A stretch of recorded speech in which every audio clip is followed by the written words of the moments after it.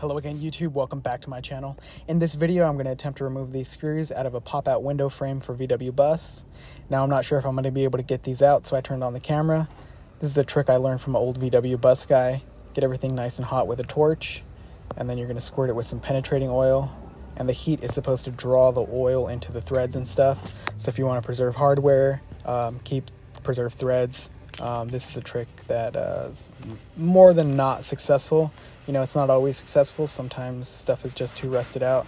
But with enough heat and enough oil, tend to be successful at least 90% of the time. Don't want to jinx myself here. So yeah, get it nice and hot, squirt the oil in. If your windows have glass in them, be careful. I mean, you probably won't be able to get as hot as I got it here, but you can see they are pretty rusted out. So I'll go ahead and squirt the back sides of the threads because I have access here.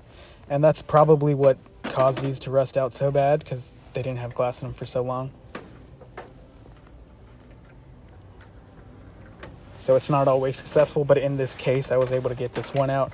And I want to do one continuous shot. I don't want to edit a bunch of stuff in the video. I want you guys to see that, you know, this is the way I do it. There's no tricks. I don't do anything else except heat it up and squirt it with some oil.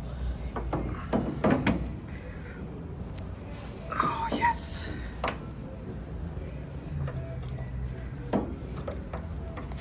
I did not think that one was going to survive. Oh. Hopefully you can tell how hard that was to get that out. It's not easy.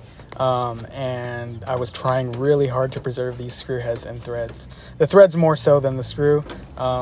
If I would have stripped the thread out, at least I could have got it out most of the way, because I had to drill and tap all of these other windows. Fun.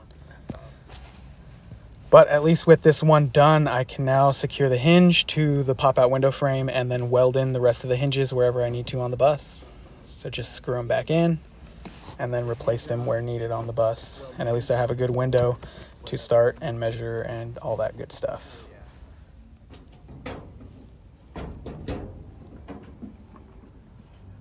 And there we go.